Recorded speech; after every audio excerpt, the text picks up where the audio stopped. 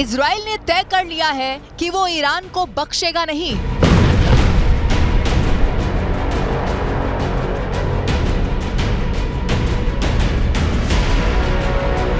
America ने भले ही Israel को हिदायत दे रखी है कि वो किसी तरह की कोई जवाबी कार्रवाई नहीं करेगा, लेकिन तेल अवीव में सियासी गलियारों से लेकर इजरायली फौज तक में इसी बात पर चर्चा चल रही है कि ईरान को किस तरह से करारा जवाब दिया जाए।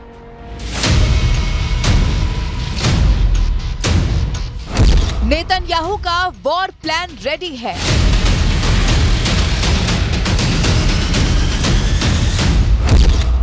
स्ट्राइक के लिए तैयार है इजराइल की सेना।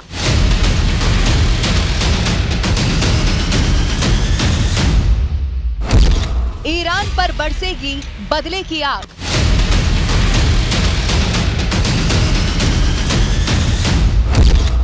होगा हमला तो विश्व युद्ध तय है।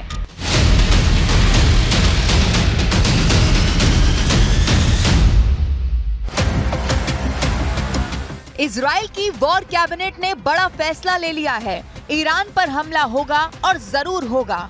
इजराइल ऐसे ही इसे खत्म नहीं करने वाला। ईरान ने इजराइल पर सीधा हमला कर दिया है और इजराइल की वॉर कैबिनेट ने यह फैसला कर लिया है कि उसे सबक सिखाने के लिए इजराइल भी सीधा हमला कर देगा और बहुत ही जोरदार हमला करने वाला है।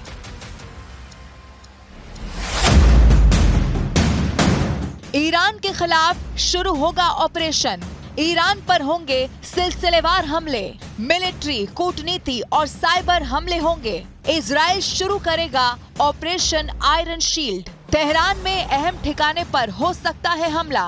नेतन्याहू ने आईडीएफ से हमले के लिए टारगेट मांगे। अमेरिका को भरोसे में लेकर होगा ईरान पर हमला।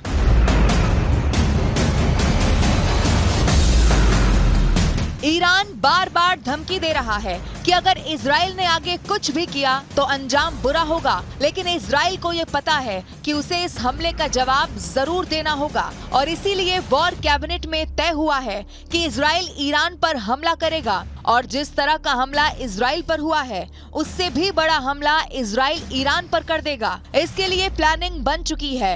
इजराइल की सेना के चीफ को ऑपरेशन आयरन शील्ड को मुकम्मल करने के लिए सैन्य कार्रवाई का ब्लूप्रिंट तैयार करने को कह दिया गया है और जाहिर है कि जिस पल ईरान ने इजराइल पर हमला किया उसी पल से आईडीएफ ने ये ब्लूप्रिंट बनाना शुरू कर दिया होगा और अब इस पर एक्शन की बारी है। אנחנו מסתכלים קדימה, אנחנו שוקלים את צעדינו, והשיגור הזה של כל כך הרבה טילים, טילי שיוט, כטב"מים לשטח מדינת ישראל, יענה בתגובה। इधर इजराइल लगातार इस चीज पर मंथन कर रहा है कि कैसे ईरान को करारा जवाब दिया जाए और उधर ईरान में इजराइल पर हमले की कार्रवाई का जश्न मनाया जा रहा है। सोमवार को तेहरान में सैकड़ों लोगों ने रैली निकाली। रईसी और खामेनेई के इजराइल पर हमले के फैसले का समर्थन करते हुए लोग सड़कों पर निकले। हाथों में मिसाइल लिए हुए, ईरान के झंडे लिए हुए, ईरान के सुप्रीम लीडर अली खामेनेई की तस्वीर लिए ईरान के लोग जैसे इस हमले का जश्न मना रहे हैं और इजराइल कह रहा है कि वो इस जश्न को मातम में तब्दील कर देगा।